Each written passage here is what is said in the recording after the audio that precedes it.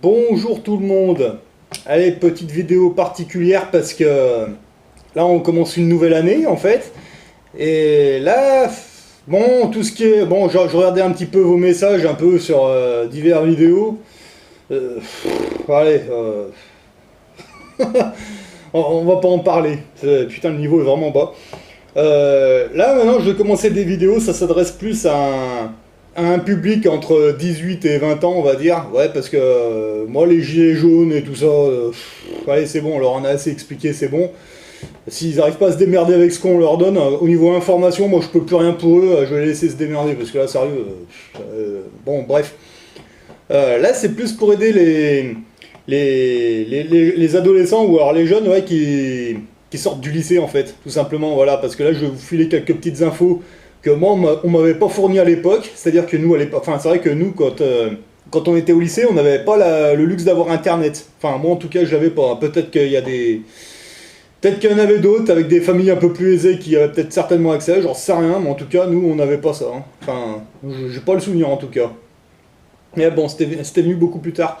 Donc en fait là pour ceux qui... Là je vous dis ça parce qu'en fait comme on est au mois d'août et que bon on reprend l'année en septembre en fait, je vais vous donner quelques tuyaux en fait pour trouver un boulot, on va dire pour début septembre, mi-septembre on va dire, voilà. Bon là au mois d'août on sait que c'est tout faire, la plupart des entreprises sont fermées donc bon, mais bon par contre vous pouvez prendre de l'avance. Alors ce que vous faites, donc ouais vous avez eu des professeurs, on va dire que vous venez d'avoir votre CAP ou vous l'avez raté, peu importe, c'est pas un problème. Là, vous voulez aller dans le monde du travail, alors évidemment, vous avez les professeurs, les conseillers d'orientation et tous ces cons qui vous ont dit oui, il faut faire des lettres de motivation, des machins, des trucs, faut envoyer ça à bidule. Non, allez, oublie. Ça, c'est de la merde. Moi, je vais t'expliquer la combine, enfin, moi, comment j'avais fait au tout début jusqu'à maintenant. Alors, en fait, bon, là, t'as fini le lycée, enfin, t'as fini le formatage national, l'éducation nationale, pardon. Bon, bref. Et. Là, tu cherches un taf. Ok, eh ben en fait, ce que je vous conseillerais de faire, vous faites plusieurs CV, simplement CV, tout simplement. Hein. Tu fais un petit CV, tu regardes sur internet comment c'est fait. Ben, t'as pas d'expérience, tu sors du lycée, bah tout simplement, tu mec, voilà, tu sors du lycée, que t'as eu ou pas ton, voilà. Et puis, bah là maintenant tu cherches un taf, quoi. Tu mets ton âge et tout. Hein. Classique, le petit CV normal. T'en fais plusieurs, t'en fais 5 ou 6 comme ça. Et ce que tu fais, j'ai même envie de te dire, avant de faire tes CV, tu sais quoi, est-ce que tu vas dans ta ville et tu comptes le nombre d'agences d'intérim qu'il y a à peu près. Alors les agences d'intérim, alors il y en a qui vont dire oui, il faut t'inscrire à l'NPE, machin, non, mais l'NPE, tu leur fais ça, c'est de la merde, ça sert à rien, c'est après ça. La première chose à faire, t'inscrire dans une agence d'intérim, voire même dans plusieurs agences d'intérim. Vous commencez, vous n'avez jamais bossé, vous n'avez jamais mis les pieds dans une usine. Et ben en fait, vous comptez le nombre d'agences d'intérim que vous avez dans votre ville, comme ça. On va dire vous avez 5 agences d'intérim. Bon, de toute façon, en France, des intérims, vous en avez plein. Hein, tu vois, t'as que l'embarras du choix. En fait, ce que vous faites, par exemple, vous avez 6 agences d'intérim dans votre ville. Alors déjà, c'est bon signe. S'il y a 6 agences d'intérim dans le coin, ça veut dire que y a du taf. Voilà. Alors, comment faire? Eh ben, en fait, tout simplement, tu fais ton CV, comme ça, t'en fais, on va dire que t'as 5 ou 4, allez, t'as 4 agences d'intérim dans ta ville, bah, tu prépares 4 CV, comme ça. Le lundi matin, tu y vas, tu leur dis, ouais, bonjour, voilà, bon, tu leur expliques, voilà, tu viens de terminer, tu cherches du taf, voilà. Tu leur donnes ton CV, puis peut-être que les secrétaires vont peut-être te dire elles auront besoin de d'autres pièces, comme genre papier d'identité, photo, assurance, des conneries comme ça. Tu notes bien, dans une, hein, de toute façon, tu regardes ce que tu as oublié de leur apporter, tu leur laisses ton CV, puis tu leur rapportes le reste dans la journée ou un peu plus tard, c'est pas un problème. Et bah, une fois que tu as fait ça dans une, bah, après tu t'inscris dans une autre, puis dans une autre, puis dans une autre, tout simplement. Et puis après, tout simplement, bah, tu y passes régulièrement, de temps en temps, tu téléphones, tu dis, oui, voilà, je suis toujours disponible, ils te disent, ok. Alors peut-être qu'au tout début, ils vont peut-être pas forcément t'appeler dans les premiers jours, ni dans les premières semaines d'ailleurs, mais il faut te montrer, c'est-à-dire qu'en fait, le matin, tu y vas, tu vois, tu te lèves, tu vas les voir, tu viens leur dire bonjour, tu es toujours disponible, ils vont te dire ok. T'es pas obligé d'y aller toute la journée non plus, parce qu'au bout d'un moment, c'est vrai que si tu vas trop, tu vas les gonfler, ça sert à rien. De temps en temps, un coup de bigot, tu sais, le soir, pour dire voilà, t'es toujours disponible. Bon, ça peut paraître con, mais c'est comme ça qu'on fait. Voilà, une fois que le CV est fait, que t'es enregistré, maintenant, faut faire savoir que t'es là. Voilà. Et ce qui risque de se passer, c'est qu'un jour, il y a une agence d'intérim qui vont appeler, et puis ils vont te dire, bon voilà, ça peut être n'importe quel boulot, hein, en fait, hein. Faut pas être trop, voilà, pas au début en tout cas. Et des fois, ils vont taper, ils vont te dire, ouais, c'est juste pour un dépannage, une connerie, genre c'est pour 1 heure ou 2 heures, comme ça, c'est juste pour une connerie. Alors faites pas l'erreur que beaucoup font. Il y en a plein, ils disent, ah mais c'est juste pour 1 heure ou pour 2 heures, moi ça m'intéresse pas, gna gna gna. Non, non, tu sais quoi, vas-y, vas-y. Déjà, tu vas les dépanner. Et en plus, si t'as jamais travaillé, c'est peut-être là qu'ils vont te noter justement, hein. Tu vas faire un boulot d'1 heure ou deux, peu importe ce que c'est, ça peut être n'importe quoi, un déménagement, une connerie. Vas-y, fais de ton mieux. Voilà. Quand tu auras fait ces 2 heures, bah, si c'est encore ouvert, bah, repasse à l'agence. Tu leur dis voilà, ça s'est bien passé, tu leur donnes ta version. De toute façon, ils vont appeler le client, ils vont demander bon, bah, ça s'est bien passé, bon, bah, c'est super. Ouais, mais qu'est-ce qui va se passer la semaine, le lendemain ou alors les jours qui suivent, peut-être la semaine d'après? Il y a peut-être un client un peu plus important qui va les appeler, ils vont peut-être dire ah bah tiens, j'ai besoin d'un gars ou deux, c'est pour une semaine. Bah là, tu crois qu'ils vont faire quoi? Bah ils vont penser à toi, ils vont dire ah bah attends, tiens, il a fait 2 heures, ça s'est bien passé, bah on va essayer, tiens, on va l'envoyer. Bon, ils vont vous contacter, ils vont vous dire bah tiens, ça t'intéresse, c'est une usine de je sais pas quoi, n'importe quoi, hein. En fait, vous pouvez tomber dans n'importe quoi, l'agence d'intérim, ça peut être de la métallurgie, ça peut être des travaux publics, ça peut être plein de trucs, n'importe quoi. Et là, ils vont vous contacter, ils vont vous dire ah bah tiens, là c'est par contre là c'est un contrat d'une semaine. Voilà, bah, vous avez une semaine de taf. Putain, c'est génial, bah allez-y. Voilà. Alors à savoir que souvent, c'est très souvent d'ailleurs, quand on vous propose un taf pour une semaine comme ça, si ça se passe bien, il y a des très grandes chances que dans un an vous y êtes encore, hein, il faut le savoir. Voilà. Donc faut pas être trop regardant, hein, comme ça. Ça c'est moi c'est ce que je vous propose de faire pour septembre. Vous cherchez un taf, allez dans les agences d'intérim. La NPE, c'est après, voilà. Vous commencez votre taf. Alors l'idéal, c'est vrai que, bon après ça dépend des régions. Moi dans ma région, il y a beaucoup de métallurgie, de trucs un peu, voilà. C'est beaucoup des horaires d'équipe, c'est-à-dire vous bossez une semaine le matin, une semaine l'après-midi, puis parfois même la nuit, quoi. Ça, c'est les horaires au top. C'est au top. Je vais vous expliquer pourquoi, parce que ça vous bouffe pas votre journée complète. Soit vous bossez que le matin, et vous avez l'après-midi disponible pour faire ce que vous voulez, soit vous êtes d'après-midi, et ben là, samedi, dimanche, le dimanche soir, vous pouvez aller faire la bringue avec les copains, le lundi, vous commencez à 1 heure de l'après-midi, c'est parfait, voilà, vous avez le temps de vous lever. Et puis la nuit, c'est encore mieux, parce que, voilà, l'été surtout. Voilà, donc après, bon, si vous êtes en région Haute-Savoie, moi j'ai pas mal bossé là-bas, bon là-bas c'est vrai que c'est plutôt des boulots en journée, quoi, vous commencez à 8 heures jusqu'à 5 heures. Mais bon, le truc, c'est que c'est beaucoup les travaux publics, hein. Vous êtes en Haute-Savoie, vous savez manier une pelle et une pioche, ouais, ah bah, ça se trouve dans 3 jours tu y es, hein. C'est clair. Ouais, mais il faut commencer comme ça. Enfin, c'est la meilleure solution. Après, quand vous êtes dans votre milieu professionnel, ça commence à bien se passer. Bah après, la semaine où vous êtes du matin, par exemple, eh ben, allez un après-midi vous inscrire à la NPE. Mais bon, vous leur dites bien, voilà, j'ai un travail, je suis intérimaire, blablabla, vous faites tout le truc. Et là, après, une fois que vous êtes inscrit dans la NPE, vous pointez tous les mois, comme ça, vous pointez vos heures, comme ça. Faut vous y inscrire après, comme ça. Si, ouais, on va dire vers mai-juin, ça arrive souvent, les boîtes elles ferment, comme ça. Vous voulez vous prendre 2 mois de vacances, hein, vous avez le droit. Et ben, ce que vous faites, eh ben, comme vous êtes à la NPE, eh ben, vous faites votre premier mois de vacances, et ben vous pointez 0 heure, tac, et puis là vous touchez 1 000 € de chômage. Voilà, ça sert à ça la NPE en fait. Faut pas compter sur eux pour vous trouver un boulot, ils vous trouveront jamais rien. D'ailleurs, dans mon entourage, j'ai jamais trouvé un mec qui a trouvé un boulot grâce à eux, hein, jamais. Hein. Des emmerdements, oui, mais des boulots, non. Donc du coup, voilà, puis en plus c'est des thunes, ça vous y avez droit, vous cotisez, donc videz un petit peu ce qu'il y a dans la NPE, parce que si vous êtes jamais au chômage, à votre retraite, croyez pas qu'ils vont vous verser un pourcentage, hein. Tiens, ouais, à la fin ils vont vous faire ouais, voilà, hein. Moi je vois mon père qui a travaillé toute sa vie, à la fin ils lui ont même pas versé un petit pourcentage du chômage qu'il a cotisé toute sa vie, hein, rien que dalle. Alors en conseil, profitez-en, voilà. Bah ouais, vous êtes en vacances, allez taper dedans, on a rien à foutre, voilà. Parce que ça va, à un moment, ça c'est une chose, voilà. Donc l'NPE, c'est moi je m'en sers pour les vacances, voilà, quand je me tire, allez hop, un coup d'NPE, allez, fume-moi 1 000 €, et voilà. Puis si vous êtes bon, vous ferez comme moi, vous les enculerez d'un coup de 20 000 balles, et puis mais bon, ça on verra plus tard, voilà. Non, non, au mois de septembre, il faut vous trouver un taf, voilà. Pourquoi vous faire chier à faire Wattmill, CV, lettre de motivation, je sais pas quoi, alors que les agences d'intérim, elles sont là. Les agences d'intérim, ça sert à ça. Après, si vous avez envie d'être, je sais pas moi, d'être pompier, d'être policier, d'être autre chose, même si vous voulez faire ça, vous savez quoi, trouvez un taf d'abord comme ça, Et ensuite, quand vous êtes dans votre milieu professionnel, déjà, vous allez avoir un salaire, déjà. Et si vous êtes du matin, il n'y a rien qui vous empêche de potasser, regarder les concours, de vous y inscrire, etc. Hein. À savoir que quand vous avez un concours, vous vous inscrivez à un concours, en fait, pour être n'importe quel métier, en fait. Hein. Vous allez avoir votre date de concours bien à l'avance, comme ça vous pourrez aller voir votre responsable, lui dire bon voilà, moi tel jour j'ai un concours, voilà. Votre patron, votre responsable, il ne peut pas vous empêcher d'aller à ce concours.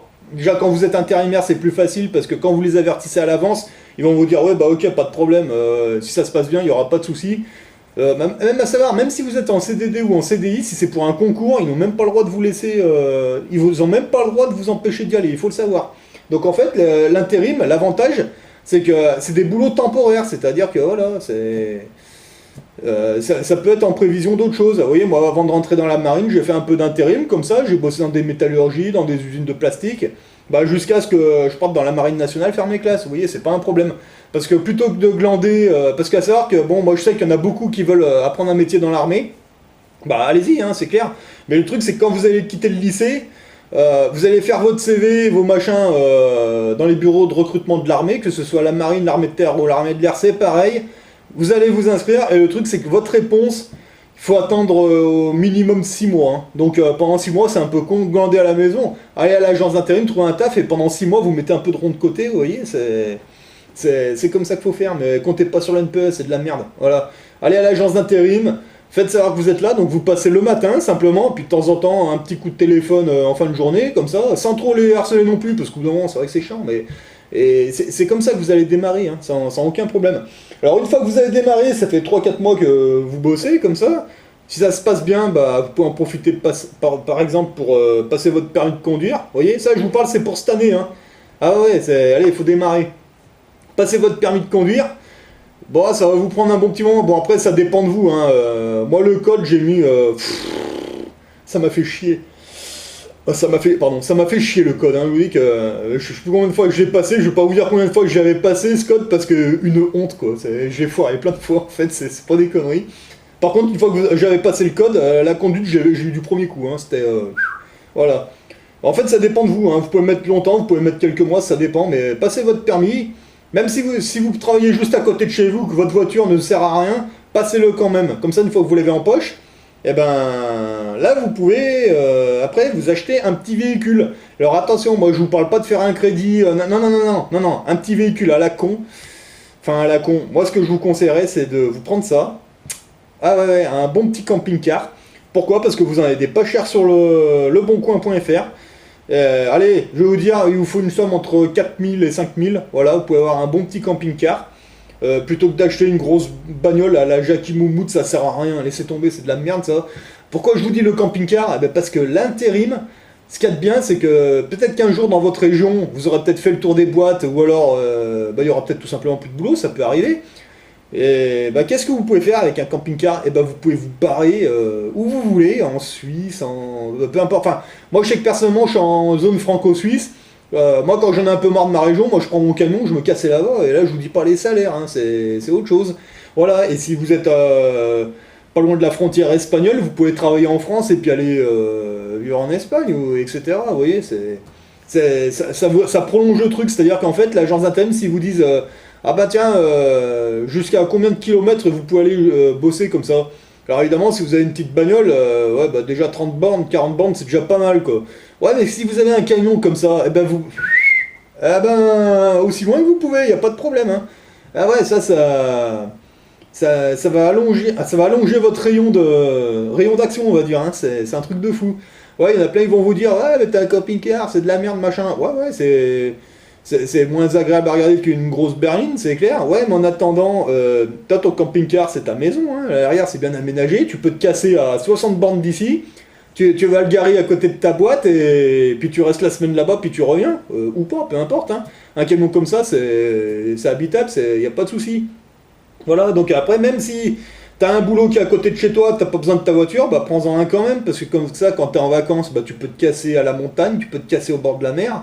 À moindre coût parce que finalement t'as pas besoin de louer un truc, voilà, t'as ta maison sur roue, c'est parfait même pour les week-ends, voilà, donc en fait au niveau boulot, moi je vous conseille les agences d'intérim, voilà, vous y allez, c'est rare qu'on vous demande un CV. Ça peut arriver dans certaines agences d'intérim qu'on vous demande un... Non, c'est pas un CV, c'est une lettre de motivation. C'est très très rare. Moi j'en ai fait une seule fois, c'était pour rentrer à l'école des marins-pompiers, mais c'est tout quoi, voilà. Et autrement, moi j'ai jamais eu de lettre de motivation à faire. On peut vous en demander une si un jour vous êtes un intérimaire et que votre patron vous propose un CDD ou un CDI, ouais, là, ça peut arriver qu'il vous demande une lettre de motivation. Alors ça sert à quoi les lettres de motivation? Et ben ça sert tout simplement à vérifier si... Enfin moi c'est comme ça que j'ai compris, hein. C'est plus pour vérifier si vous savez écrire. Ouais, parce qu'il y en a un paquet, je pense à la police nationale par exemple, ils devraient, parce que... Enfin bon, bref, on va leur foutre la paix, parce que c'est bon. Ouais, donc voilà. Mais autrement, franchement, passer par les agences d'intérim, c'est le mieux à faire, hein. De toute façon, voilà, il suffit pas de traverser la rue pour trouver du taf, comme dirait l'autre con. Non, mais non, oubliez. Enfin...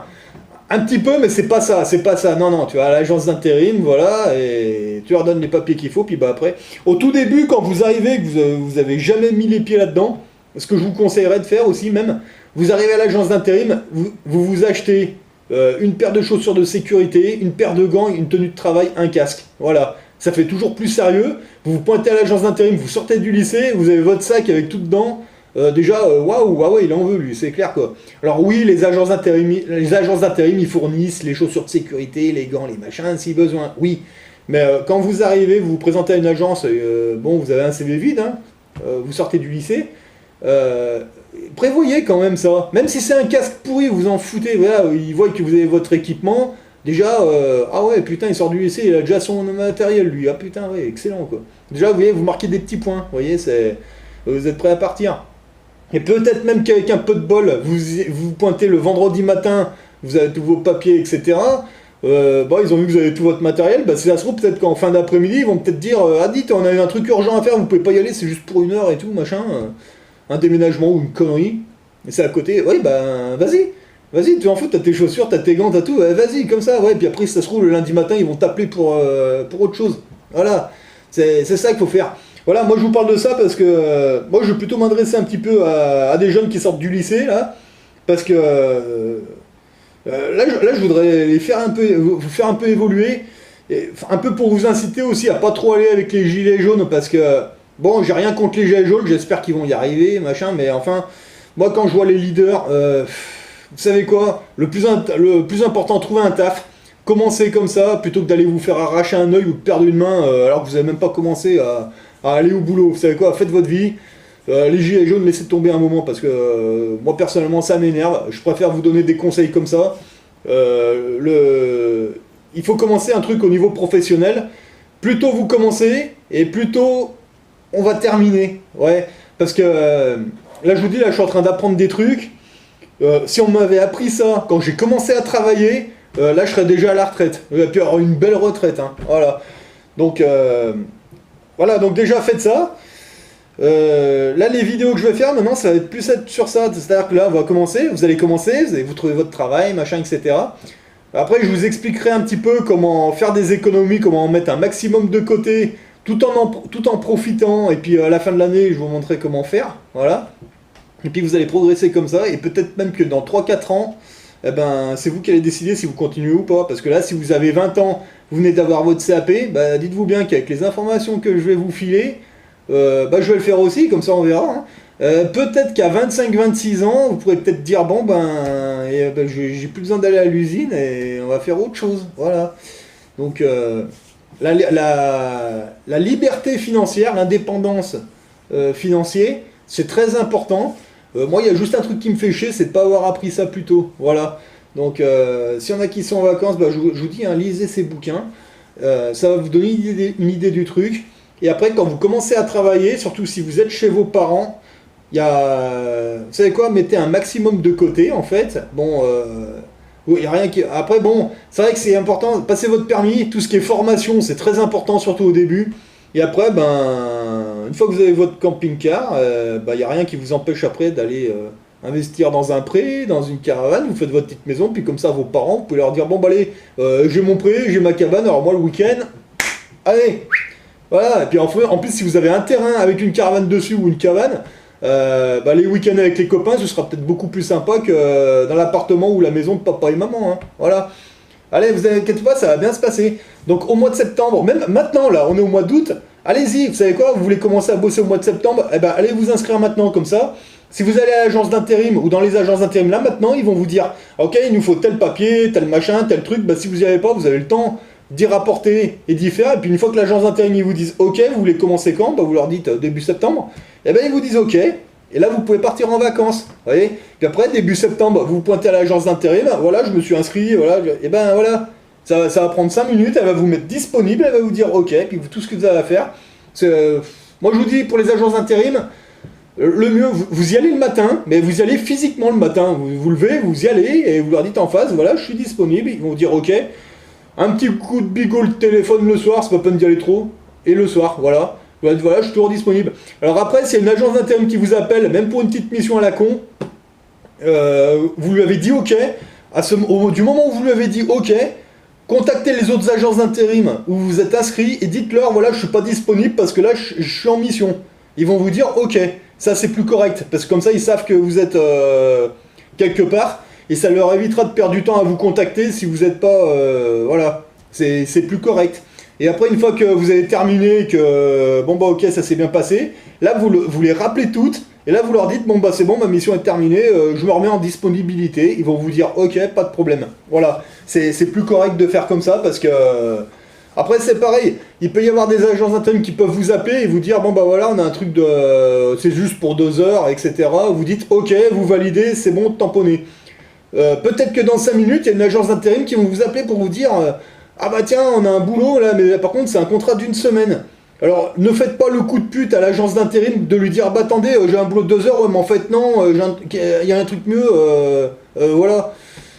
Vous pouvez le faire, mais c'est pas correct. C'est pas correct du tout. Je vous déconseille de le faire parce que si ça se trouve, effectivement, l'autre boulot, c'est pour 1 semaine. Oui, mais c'est vraiment peut-être que pour 1 semaine. Si ça se trouve, ce sera peut-être un boulot pourri, vous savez pas. Hein, et ça se passera peut-être mal, ça va peut-être pas vous plaire. On sait pas, on sait pas. Alors que si ça se trouve, vous auriez dépanné l'agence d'intérim juste pour 2 heures, ça se serait super bien passé. Puis peut-être que dans la foulée, vous aurez peut-être envoyé chez un client plus important. Et ah ouais, mais non, mais vous les avez lâchés. Ah ouais, mais si vous lâchez l'agence d'intérim, c'est pas cool déjà, et ils comptaient sur vous, et puis là vous leur dites ah bah non, c'est pas cool, voilà. Donc même si ça vous fait chier, vous dites ah bah merde, bah ben, tant pis l'autre agence d'intérim, vous leur faites savoir, vous leur dites bah écoutez, j'aurais pu y aller, mais le problème c'est que là je me suis engagé pour 2 heures, donc bon tant pis, voilà, tant pis, c'est pas grave. Et peut-être même que l'autre agence d'intérim, ils vont peut-être dire ah bah putain, on lui propose un truc d'1 semaine, il va chez le client de 2 heures, déjà ils vont peut-être sentir qu'ils peuvent vous faire confiance. Voilà, quand vous vous engagez, que vous dites ok, quoi qu'il arrive, vous y allez. Même si vous avez l'impression de vous être fait avoir, non, c'est juste une impression, vous inquiétez pas. Si l'autre agence d'intérim, vous lui faites comprendre que ah bah oui, bah là je suis chez un client, mais je me suis engagé pour 2 heures, vous inquiétez pas, l'autre agence d'intérim, ils vont comprendre, ils vont peut-être même dire ah putain, ah d'accord. Et quand vous allez vous mettre en disponibilité, par contre, pardon, bah, l'autre agence d'intérim, ils savent que si vous envoyez quelque part que vous leur dites ok, ils savent que vous n'allez pas leur rappeler dans 3 heures pour leur dire ah bah non, finalement je vais chez machin ou chez truc. Déjà non, quand vous dites ok, c'est coup de tampon, signe tamponné, allez, on y va. Voilà. Vous contactez les autres agences d'intérim, voilà, et c'est comme ça que vous allez progresser en fait, vous allez voir, ça va bien se passer. Donc ça c'est juste des petits conseils en fait, moi c'est comme ça que j'ai démarré en fait, le mieux c'est de démarrer avec les agences d'intérim, et après bah, si vous voulez un métier un peu plus important, bah, faites des boulots comme ça, et puis il n'y a rien qui vous empêche à côté de faire des CV, d'aller à des concours, etc. tout en gagnant votre vie, voilà. Allez, on commence le boulot début septembre. Ça, c'était juste le petit conseil pour vous aider à trouver un taf dans votre coin. Et après, on verra pour mettre les ronds de côté, pour faire les bons investissements qu'ils font au bon moment. Et vous allez voir, ça va bien se passer. Allez, sur ce, bonnes vacances et bon boulot pour ceux qui, comme moi, reprennent. Allez, salut! Allez, petite dédicace à Toufik, un collègue du boulot. Ouais, tu vois, là-haut, c'est pas plat, c'est rond. Voilà, ça, bon, je sais pas si on verra bien dans la caméra. Ça doit être la constellation de Balthazar ou je sais pas de qui, là.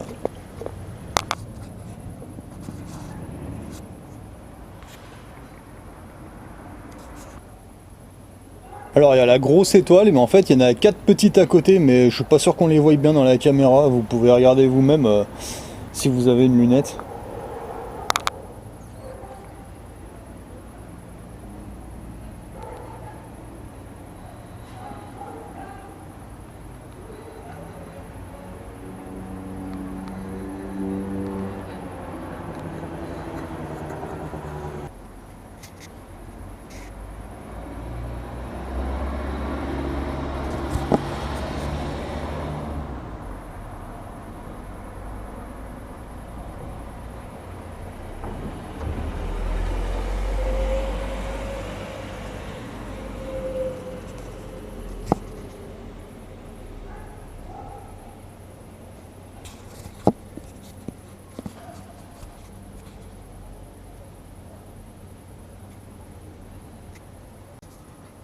Celle-là, elle est un peu plus éloignée. Bon, on la verra moins. Bon, elle clignote pas mal. On voit du jaune, du rouge, du vert. Je sais pas, on dirait qu'elle clignote. Celle-là, ça doit être la...